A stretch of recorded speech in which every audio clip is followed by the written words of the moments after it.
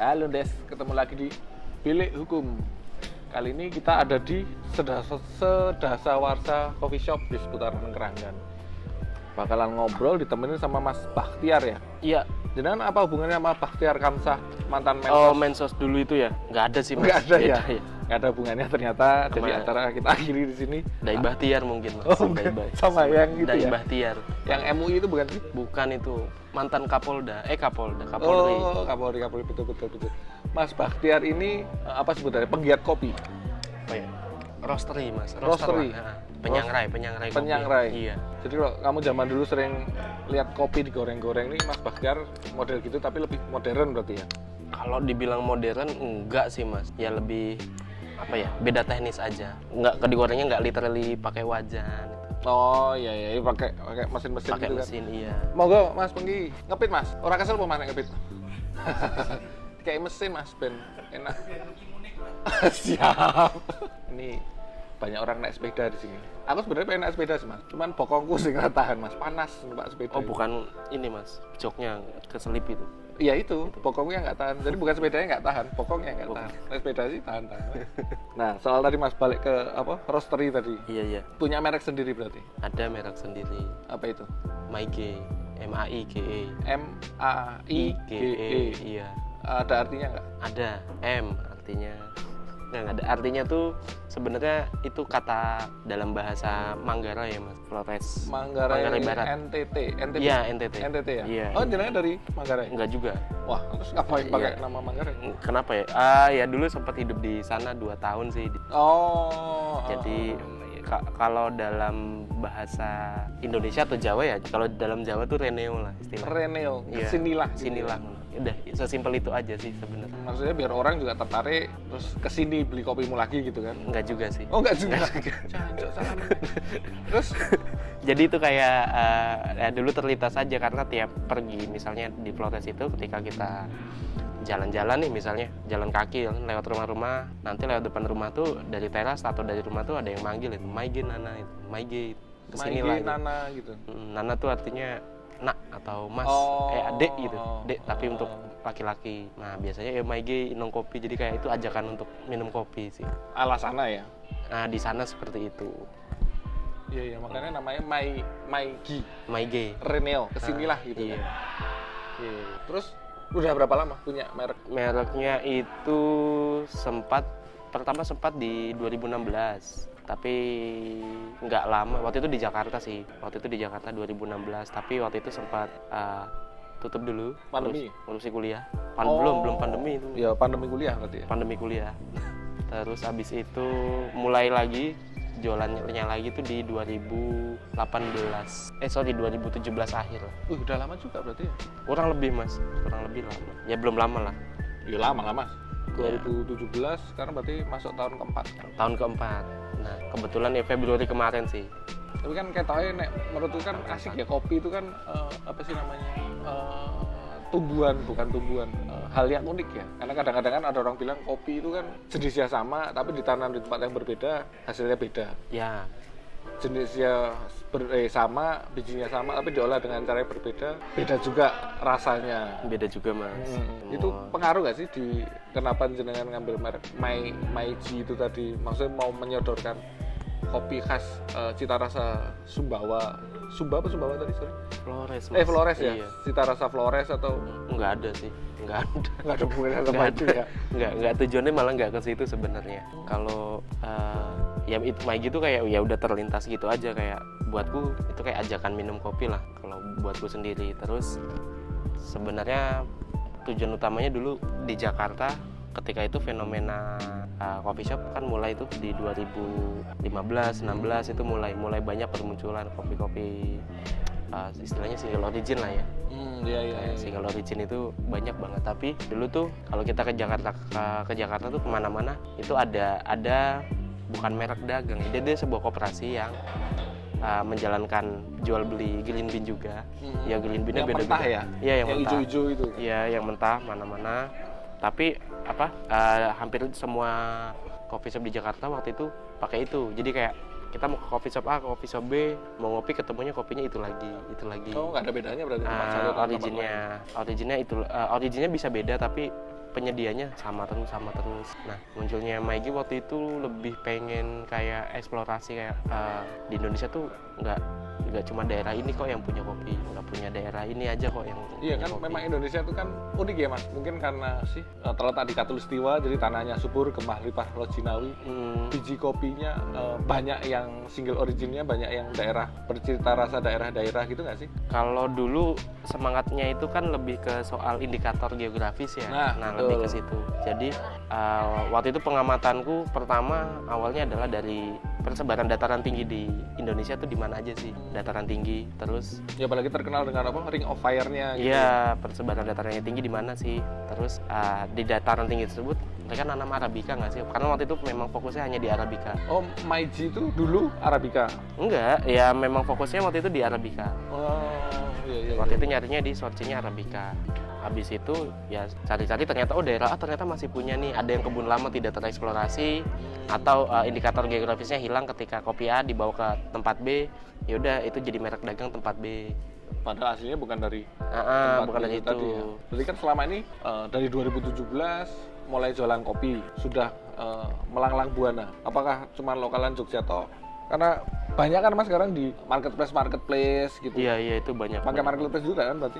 Pakai tapi nggak begitu gempur untuk didorong untuk pembeli untuk ke sana ya, tapi saat ini masih lewat Instagram, WhatsApp, udah sih. Yang utama masih di situ. Kalau marketplace yang semacam Tokped, Shopee dan lain-lain belum fokus ke sana. Ada tapi tidak Segencar Instagram, WhatsApp ya? nggak digencarin untuk belinya di situ aja, itu enggak sih. Kalau ya saat ini ya paling jauh mungkin customernya di Manado, Lombok, Kalimantan sama Padang sih mas, paling jauh. Ada kendala nggak sih mas? Kan yang terjauh tadi ada Manado gitu kan? Iya. Berarti jenengan harus pakai jasa pihak ketiga kan? Nggak mungkin kan? Iya, kirim ke sana. Tiba-tiba ke sana ngirim sendiri gitu. Iya. Kendalanya apa wae?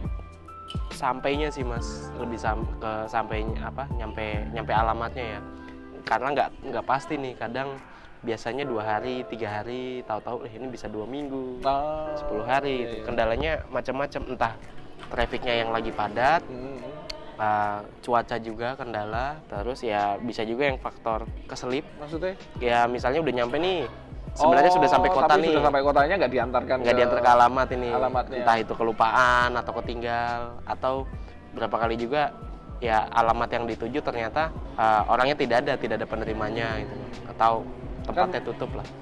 Maksudnya dijual beli jarak jauh gitu, online gitu kan banyak sering dengar kan penipuan barangnya dikirim tapi duitnya nggak sampai. Kalau sekarang kalau itu sih aku alhamdulillah belum pernah sih mas. Kalau Nggak pernah ya? Nggak pernah. Kalau mungkin yang pernahnya tuh kayak penipuan gitu, kalau ini aku yang beli barang mentahnya. Dari barang mentah itu berarti dari petani? Iya, dari penyedia barangnya ini, si green bean-nya ini. Nggak, maksud itu langsung petani atau Iya, petani. kayak ada tengkulak maklar gitu nggak sih Nek, di dunia kopi itu? Kalau itu ada pemroses, ada tengkulak juga, ada pihak ketiga distributor tuh ada juga kok. Tapi lagi-lagi yang penting indikator geografisnya jelas lah. Asal dari mana gitu. Iya, indikator geografisnya jelas. Nah, ya paling penipuannya ngalaminnya di hal-hal kayak gitu sih pernahnya. Oh ya apa mas? Misalnya Beli barang nih, pengiriman pertama, kedua lancar, maksudnya dikirim, pengiriman ketiga hilang. Padahal sudah Sudah bayar, pembayaran. sudah melakukan pembayaran, itu ya pernah macam-macam. Terus kan secara hukum ada langkah-langkahnya untuk menyelesaikan itu.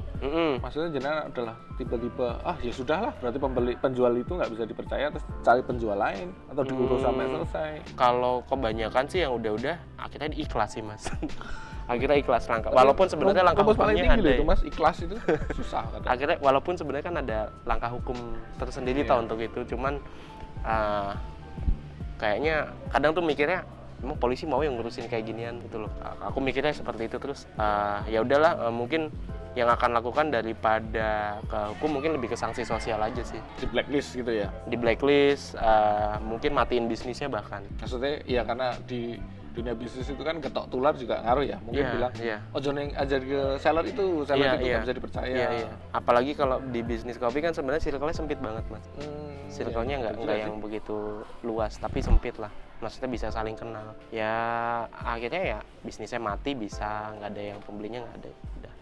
lebih ke ya udah aku lebih memperlakukan ke sanksi sosial aja daripada karena hukum, karena kan ya belum tentu juga duitnya balik. Ya itu yang sering jadi masalah kan gitu Mas. Orang-orang korban ini kan kadang malas buat laporan karena ngerasa pertama nominalnya mungkin tidak seberapa.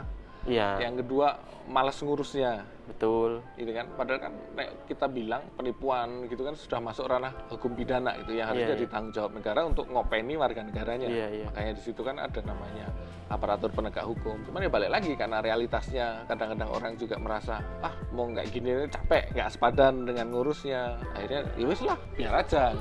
Cuman pernah kepikiran nggak sih bahwa hal-hal seperti itu yang malah diincar sama pelaku-pelaku modus kejahatan seperti itu? Ya kepikiran sih Mas. Akhirnya apa ya lebih hati-hati lagi sih dalam memilih pembeli mencari penjual ya. Dalam mencari supplier untuk Greenbee-nya ya lebih hati-hati lagi gitu. Kadang double check dulu kayak kenal ini nggak sih? Oh, sih? karena linknya memang linknya itu iya. aja ya? Kadang kan di satu origin tuh ada beberapa pedagang tuh Mas. Di satu daerah tuh ada beberapa pedagang. Nah, pedagang-pedagang ini saya tanyain dulu paling kenal ini nggak nih, gimana track recordnya. Selain dikirim tidak dikirim barangnya, pernah nggak barangnya salah? Misalnya pesannya roast beef single origin dari mana tadi, misalnya dari yang terkenal Gayo gitu. Iya. Ternyata yang dikirim salah gitu. Dikirim salak. Oh iya, kan penipuan juga iya, barangnya tidak sesuai. Kalau yang tidak sesuai sih ini sih Mas, soal embel-embel quality ya Mas. Itu berapa kali sih dapat kayak bilangnya, contoh kayak ini Fine Robusta nih misalnya. Ketika kita bicaranya quality-nya fine, berarti kan fine itu tidak hanya buatku adalah tidak hanya rasa tapi physically sebelum roasting ataupun setelah roasting. Nah, berarti fisiknya misalnya ukuran segini nih, tetap segitu nggak pecah atau gimana? Matang semua, tidak banyak defect. Defect itu adalah? Defect itu kayak biji-biji yang rusak lah. Rusaknya itu kan bisa yang jamur, bisa karena serangga. Ya kadang-kadang ada bolong-bolongnya gitu. Betul kayak gitu. Terus tidak ada quaker tuh kalau yang kita udah sangrai nih, yang lainnya matang nih, hitam gelap, coklat gelap. Nah, yang dia enggak, dia terang. Mau di roasting kayak apapun sampai gelap lama pun tetap jadi. Bukan masalah di panas roastingnya yang enggak sesuai, tapi memang bijinya yang tidak matang memang pas pemetikannya. Jadi masih mentah lah hitungannya. Bijinya cacat mungkin di sebelah. Enggak sih Mas. Enggak ya. Seimbang berarti kiri kanan ya. Seimbang Mas. Dalamnya yang cacat. Yang cacat. Susah Mas kalau dalamnya yang cacat berarti dicoba dulu kan. Iya betul. Nah itu pernah sih kejadiannya. Jadi kayak gitu-gitu cukup sering sih Mas dapat kalau yang kayak gitu ya. Maksudnya apa yang dijanjikan ternyata nggak sesuai ya. Nggak sesuai. Nah itu alasannya banyak banget. Alasannya ngelak terus lah. Cuaca lah, apalah gitu. Iya, juga, bisa. Kan? Alasannya cuaca, alasannya bahkan sempat Mas yang Robusta tadi tuh. Ini gimana? Katanya fine. Ternyata dia nggak baik-baik aja gitu kan. Iya, mungkin ada masalah dia di rumah. Ternyata kurang fine mungkin. Broken home atau gimana? Iya bisa jadi kan. Jadi. Kadang-kadang kan itu yang kita nggak tahu Mas. Jadi kadang-kadang guyang-guyu, itu ternyata hatinya remuk. Temen saya ada yang kayak gitu soalnya Mas. Ada. Dia di luar ketawa-ketawa, ternyata hatinya ambiar. Gerus Mas. Gerus, ngerti. Nyanyi ini koplonan, sedih aku. Iya, namanya asik ya. Ada yang unik alasannya kayak ini Mas dibeli sama roaster A, di roasting baik-baik aja kok Mas gitu. Hah? Coba Mas lihat ini yang saya kirim ke roaster A baik-baik aja. Lah ya nggak gimana ini, sampai kadang saking keselnya ya, karena kalau kan prinsipnya ketika memang barangnya tidak bagus atau tidak sesuai apa yang diumumkan ya bilang aja, oh iya Mas maaf, nanti kita akan perbaiki sortnya. Udah sampai itu sebenarnya yang aku harapkan, kayak ya dulu yang penting jujur gitu ya. Iya, lu ngaku aja sih salah gitu, atau lu ngaku aja sih salah, entah kasih barang atau gimana, atau salah salah quality control gitu ya, bilang aja gitu, nggak usah yang alasan ini tadi dikirim ke sana sini baik-baik aja kok Mas itu lah. Sampai pernah kan bukan tak ancam ya, tapi kayak ya udah Mas kesini aja, tak beliin tiketnya, lihat sendiri barangnya gitu iya, ya. kita roasting bareng di sini Mas gitu. Betul. Gimana, karena ya daripada itu kan ibaratnya itu kan malah memperjelek dia sendiri ya, ketika alasannya ini di tempat ini baik-baik aja, kemarin di sini kok nggak apa-apa gini kok nyampe situ begitu. Mungkin dia nggak nganggap ini asas pembeli adalah raja, penjual sultan. Ya belum, ya nggak mesti sultan juga sih Mas. Iya. Berarti sejak 2017, 2021 pandemi kena nggak? Pengaruh nggak? Pandemi pengaruh di tahun lalu sih, pandemi yang awal malah. Loh, yang ini udah biasa lagi malah. Yang ini, nah itu sih Mas, fenomena yang terjadi agak gimana ya istilahnya. Justru setelah pandemi yang awal, itu kan kita sempat turunnya di bulan April Mei ya. 2020 ya? 2020 ya. April Mei. Terus ketemu Juni tuh mulai ada peningkatan. Terus di abis Lebaran meningkat lagi Mas. Nah, Lebaran kemarin ini? Tahun lalu. Oh, tahun lalu. Tahun lalu 2020. Setelah itu meningkat terus sebenarnya. Berarti kayaknya produk kopi ini sudah jadi nggak sekunder lagi ya, sudah jadi primer sebenarnya. Kalau dibilang primer, bukan primer ya Mas, dipaksa jadi primer mungkin Mas. Karena mau tidak mau kita nongkrong sekarang mana? Iya juga ya. Iya, udah karena coffee shop di mana-mana, maksudnya makin banyak ya. Ya nggak mungkin juga nongkrong di Sarkem kan, berarti bukan nongkrong kalau di Sarkem. Bisa juga Mas. Iya, ada mie Jawa enak di situ. Loh, kok ngerti? Ada Mas kopi pangku. Oh, ada yang kopi pangku ya? Ada kopi pangku. Gelasnya di pangku. Ngopi karena di pangku tuh. Jadi kayak dipaksa, orang-orang akhirnya dipaksa untuk nongkrong di coffee shop kan. Iya, berarti kan Secara tempat tidak nongkrong langsung. terbatas ya. Betul. Terus saat ini hampir semua ruang publik dia punya coffee shop atau bar kopi gitu. Bahkan kayak galeri seni pun ada. Iya, betul. Dari mulai kantor, hotel, kos-kosan, galeri seni, terus apalagi ya, stasiun, terminal pun ada coffee shopnya. Yang mulai dari kopi gelas-gelas plastik, gelas kertas gitu Iya, ya. iya, Yang iya. take away. Take away. Tapi kan sejarah kopi sendiri kan juga Panjang. lekat banget sama kebudayaan Indonesia. Iya, iya. Di beberapa daerah. Iya kan, setauku juga zaman simbah-simbahku dulu juga kopi dan teh gitu kan. Iya, Beberapa daerah memang, kebetulan aku ada keturunan Jawa Timur kan, di sana juga lekat banget dengan kopinya malah daripada tehnya. Cuma di sana adalah kopinya model mungkin sangrai tradisional yang Iya, masih yang pakai wajan atau pakai tanah tembikar, liat, tembikar betul. gitu. Yang kadang-kadang dicampur jagung atau beras. Hmm. Itu mungkin kan dipakai untuk ngakalin apa sih jenenge, rasa robusta yang sebenarnya itu aja ya. Itu paling biasanya kalau yang dulu kopi pasar itu adalah kopi-kopi reject istilahnya Mas. Jadi grade-grade kualitas yang paling bawah, paling jelek atau yang tidak di-grading, itu kan nanti rasanya macam-macam. Bisa yang pahitnya kayak karet ban, bisa yang pahitnya kayak Pernah puyer. nyobain karet ban berarti? Kok Pernah. ya? Kebetulan. Alat-alat gitu. Kebetulan iseng kadang kan pengen Slow banget ngunyah-ngunyah. Mas bakteri. Pahit-pahit kayak obat, kayak paracetamol lah gitu. Nah, itu dulu diakalinya ya pencampuran jagung tadi.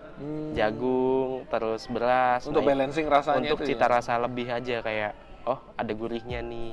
Oh betul ada sedikit aroma jagungnya, beras yang lebih gurih aja, yang lebih pleasant lah istilahnya. Iya. Karena dulu ya kita ketika era balik ke 40 tahun lalu yang emang nggak bisa nikmatin kopi yang bagus, karena kopi yang bagus Ya adanya cuma itu kan. kopi bagusnya ya udah keluar semua dijualnya. Oh gitu diekspor ya? semua. Berarti iya. sebenarnya kopi-kopi origin yang terkenal zaman sekarang zaman dulu sudah ada. Zaman dulu sudah ada. Tapi tidak dikonsumsi lokal, berarti dikeluar. Lebih keluar dulu. Makanya kalau sekarang kan konsumsi kopi yang bagus itu di Indonesia meningkat Mas. Nah itu yang bikin Indonesia sekarang kan jadi pengekspor kopi itu malah turun peringkatnya. Malah turun ya? Malah turun ya karena dikonsumsi. Oh, karena untuk ekspor keluarnya. Untuk ekspor keluarnya turun kuantitasnya. Tapi dalam negeri tapi malah naik. konsumsi dalam negeri malah naik. Ya, Jadi buktinya banyak coffee shop kan sekarang jamur di mana-mana. betul. Sekarang kita kalau mau nongkrong misalnya ketemu dia di mana di kopi ini, kopi A, kopi B gitu tuh. Iya. Kalau di karaoke nggak nongkrong Mas, Nggak nyanyi. nongkrong nyanyi. Iya betul. Kan ngobrol sambil nyanyi keberbekan kupingnya ya, susah. Tapi memang zaman sekarang ini kan perkembangan coffee shop luar biasa Mas ya. Dulu zamanku tuh di Jogja khususnya kan terkenalnya adalah Blandongan. Betul, Blandongan, gubuk, Kopi yang becong ya. becong, kopi yang memang tradisional seperti masa kecilku Iya, di Jawa iya, Timuran. khas Jawa gitu. Timuran lah. Girasan Kopi-kopi- istilahnya Mas. Nah, betul. Kopi-kopi cantik-cantik gitu kan ya sudah ada, tapi zaman dulu levelnya adalah level mall kan. Iya, level mall. Kayak Starbucks gitu dan lain-lain. Sekarang kan kopi-kopi cantik ini masuk ke ranah coffee shop istilahnya pinggir jalan Iya, semua pinggir coffee jalan, shop iya. main itu juga. Secara kualitas gitu. Bahwa ternyata kan sekarang kopi itu ternyata nggak sekedar kopi hitam kental manis gitu kan. Kalau Iya, iklannya iya. dulu kan kopiku kental, Eh, rokoknya gudang garam gitu ya. Gudang waktu garam. itu. Samsu Mas. Terus Samsu ya. Samsu. Cuman kan setauku di berbagai macam bisnis yang menguasai hajat hidup orang banyak kayak kita sebut padi, beras. Iya. Yang kita sebut tembakau yang Betul. eksotis banget digoreng sana sini itu kan selalu ada apa ini Mas? Kebakaran. Waduh, keluar kita. Kebakaran loh. Nonton Kebakaran. nonton kebakaran. Hah? Kaca dibakar. Mumet baru gue. Maksudku kan ternyata sampai berubah sedemikiannya kopi ini. Iya. Nggak lagi sekedar kental, ternyata menyesuaikan pasar juga. Cuman kan nek kita bicara bisnis selalu ada pihak-pihak tertentu yang memanfaatkan itu. Beras dan tembakau itu kan si level petani nggak bisa langsung masuk ke kelas-kelas end user. Iya. Mereka harus melalui pihak ketiga lah istilahnya, Betul. Takula, maklar dan kawan-kawannya. Dunia kopi Kalau itu ada juga nggak? masih praktek-praktek kayak gitu tuh masih banyak. Tapi tidak sebanyak dulu ya. Sekarang canggih-canggih sih sebenarnya petani. Pakai robot gitu taninya. Enggak, Mas. Iya, Kasih canggihnya. gambaran. Apa ya canggihnya tuh? Dunia sosial media kan udah luas, cakupan komunikasinya udah bisa ngejangkau bahkan sampai ke desa-desa gitu. Banyak yang mereka akhirnya bisa ambil sendiri. Walaupun ya beberapa masih ada yang tengkulak-tengkulak gitu, namun mungkin saat ini harganya lebih fair. Tidak seperti dulu. Dulu kan misalnya punya kebun 1 hektar, udah tak belilah semua, nanti hasil panennya ini tak bayar. Ijon istilahnya, ijon. Ya tawaran-tawaran kayak gitu masih ada sih Mas sebenarnya. Bahkan ke saya sendiri, Mas mau nggak ijon ini? Kebun A, harganya segini-gini gini. Pernah Kok di Rubung Lalu? belum mandi Mas. Ketok ya. Ketoknya belum mandi. Bau tapi nggak bau kan? Enggak sih Mas. Terus. Kalau yang ijon-ijon itu ya masih ada tawaran-tawaran seperti itu, tapi saat ini harganya lebih fair, lebih manusiawi lah. Kalau dulu kan praktek ijon itu kan sebenarnya sejahat-jahatnya mafia ya. Maksudnya dia tidak hanya terjadi dalam satu siklus. Ijon itu kan biasanya dibayar duluan, untung rugi itu urusan lain. Begitu petaninya rugi, dia nggak bisa tanam lagi. Otomatis dia harus utang dulu dong. Utang dulu, betul. Begitu dia ngutang, harga berikutnya pasti sudah dipegang sama tengkulak kan. Nah, kopi ternyata tidak serumit itu ya. Kalau kopi, kalau yang saya tahu sekarang ya saat ini enggak sih Mas akhirnya mereka bisa bikin koperasi sendiri, bisa jual sendiri kalau saat ini. Kalau dulu mungkin iya, karena dulu hanya dikuasai oleh orang-orang tertentu untuk penjualan, karena waktu itu kapasitasnya masih ekspor nih, penjualan utamanya masih ekspor atau ke perusahaan A. Nah kalau sekarang, karena sekarang aja di desa-desa udah pada punya Android, udah punya WhatsApp, orang bisa direct langsung jual. Dan saat ini akhirnya banyak yang tadinya koperasi kecil, habis itu bisa menjual keluar, nah mereka jadi besar, terus banyak sekarang regenerasinya yang bisa direct langsung ke end user jualnya. Tadi kan menurut cerita dari Mas Baktiar tadi kan sebenarnya sudah berjalan lumayan baik gitu kan. Saat ini ya sudah lumayan baik. Ya, berarti ya satu hal yang harus disyukuri, sedangkan praktek mafia yang terjadi di komoditi lainnya itu kan sebenarnya ngerusak persaingan itu sendiri. Betul. Harusnya kan harga itu ditentukan oleh pasar kan. Betul. Kalau pelajaran ekonomi zaman SD SMP lah, supply and demand gitu. Dan begitu tengkulak masuk, posisi dia sudah sangat kuat. Wes ra iso lagi sudah sangat kuat sampai dia bisa mempengaruhi harga pasar. Enggak lagi tergantung supply and demand, justru dia yang create yang create harganya juga, Mas. Cuman kan aku bilang kan komoditi kopi ini kan masih walaupun menggunakan teknologi, cuman kan permainan caranya masih tradisional ya. Masih berdasarkan kepercayaan. Iya nggak sih dari cerita Mas Baktiar tadi kan? Begitu sellernya ternyata mencederai kepercayaan jenengan, di blok, di istilahnya blacklist lah. Kita bicara bisnis yang baik itu kan harusnya tertuang dalam sebuah oret-oretan lah Mas, gampangannya. Semuanya diperhitungkan, semuanya dibicarakan, resikonya, soal garansi, pembayaran, bla bla bla itu harusnya dibicarakan di awal, baru bisnisnya berjalan. Betul. Cuman ya akhirnya antara teori dengan realita kan selalu berbeda. Orang-orang bisnis bilang iki loh idealnya seperti ini, tapi ternyata nggak tahu nih dari Mas Baktiar, apakah itu kalau diterapkan dalam bisnis kopi yang Mas Baktiar jalankan itu apakah bisa berjalan? Maksudnya buat kontrak lah dengan supplier, soal pembayaran semua tertuang dalam kontrak. Itu bisa sih Mas. Beberapa yang melakukan itu. Aku pun juga melakukan itu dengan beberapa koperasi. Akhirnya satu menjaga percaya, Betul. Dua, menjaga supply. Jadi aku udah punya supply sendiri nih yang harusnya Dan jangka waktu ini sekian. jangka gitu kan. waktunya sekian. Jadi aku tiap bulan butuh segini ya. Yang pasti yang paling penting juga supply untukku tuh ada terus. Nah, Betul. sebenarnya yang kayak penipuan-penipuan itu juga tidak hanya terjadi di ranah pertanian ya Mas sekarang. Oh, semuanya Mas. Kalau di ranah kopi industri kopi ya, kita bilang di perkotaan tuh banyak penipuan-penipuan yang dia tidak menipu secara langsung ya, maksudnya lebih sistematis. Jadi kayak sekarang kan banyak orang mau bikin coffee shop, Iya. ini itu. Cari nih konsultan. Oh, ada juga ya Ada. konsultan coffee shop gitu. Ada Mas. Konsultan tuh kayak gitu ada. Itu juga dark side-nya atau penipuannya banyak banget. Malah lagi tren kayaknya. Jadi yang istilahnya investor yang ditipu akhirnya. Investor malah nih. Investor Bukan yang lagi ditipu. level petani, bukan lagi Level si pembelinya kan, si malah pembelinya.